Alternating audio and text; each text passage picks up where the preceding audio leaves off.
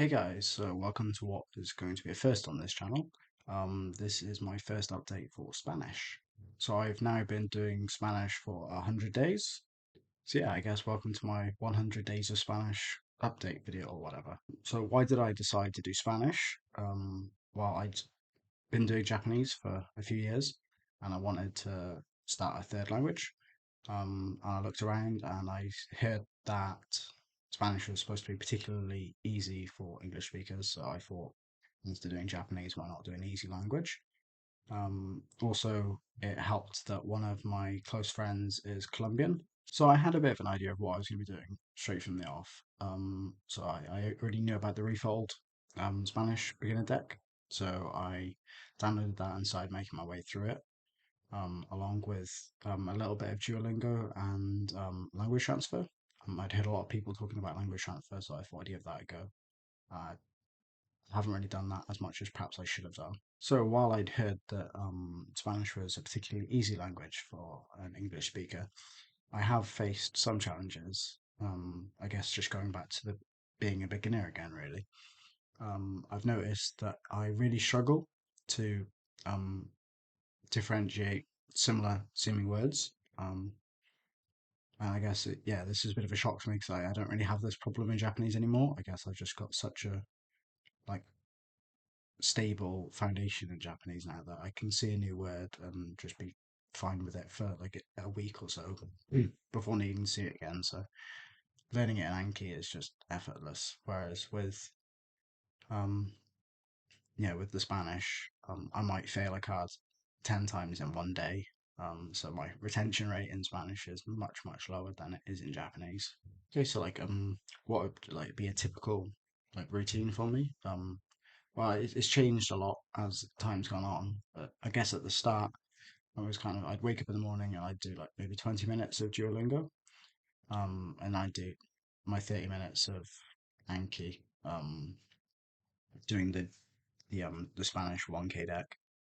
um, and then maybe try and do like one episode of language transfer. I mean, that was only hit or miss, like one day here, one day there, kind of thing.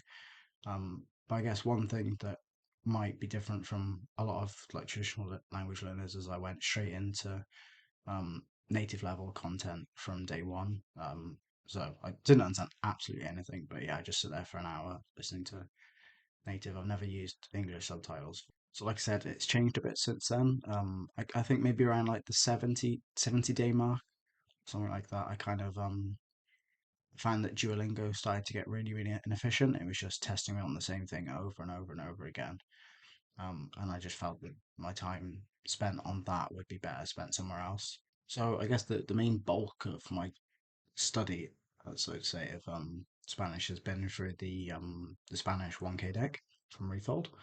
Um, I've enjoyed it because it's meant that I've not had to like actively go out and like look for my own sentences.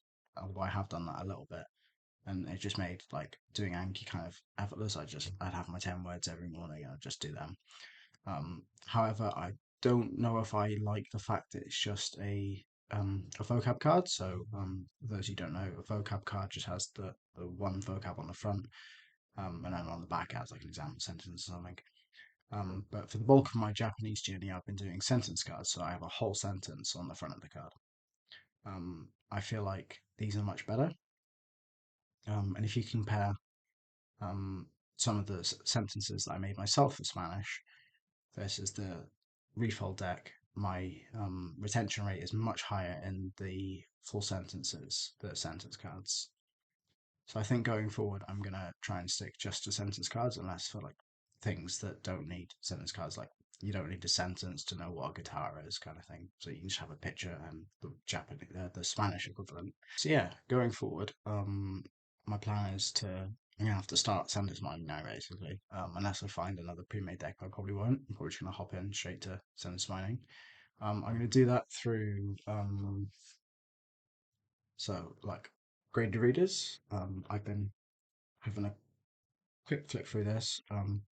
Seems fairly simple, but a good level for someone that's like just starting out. Um, so yeah, I'd recommend that to anyone that wants. I'll put the link in the description. Um, yeah, and then I'm just gonna slowly work my way up. Um, and I think maybe I'm gonna do similar to how I did with Japanese. I'm gonna do Harry Potter, just because it's a story I know well. And yeah, I should be able to at least follow the plot, even if I don't get everything that's being said. Obviously, I will continue to do um listening immersion, so I'm just going to continue watching Netflix shows for that. And then maybe at around the 6 month mark, I will start doing a bit more output. So obviously, I'm still kind of in the mindset that you just try not to output too much. I mean, I've done a little bit just for like my friend, just for like jokes and stuff, and it's always kind of gone well. She like very mildly corrects my stuff, which is nice. Um, but yeah, I feel like I waited too long to output in Japanese, so I feel like doing it slightly earlier in the process would be more beneficial. So I guess this experience has taught me quite a few things. It's been interesting being back in the beginner stages because obviously I'd kind of forgotten what that was like at all to just be completely lost in a language.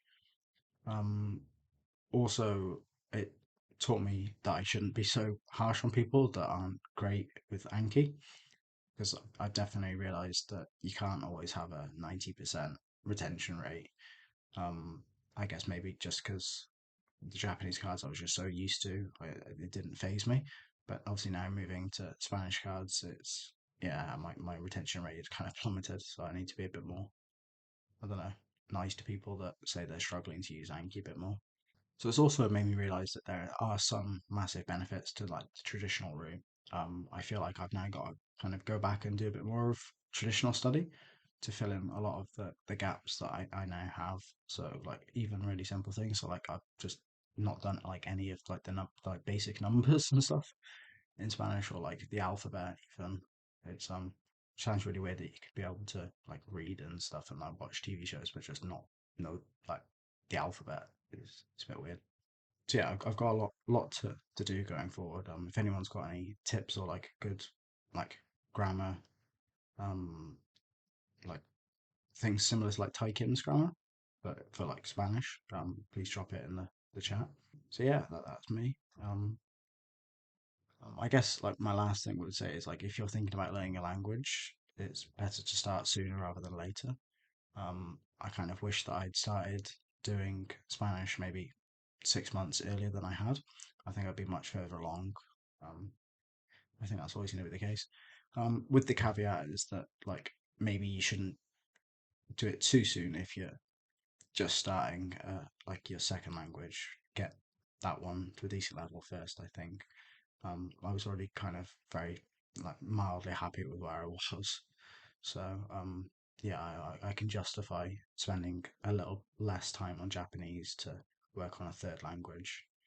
But I think if you were just at the start, you would really struggle trying to like progress in both of them at the same time.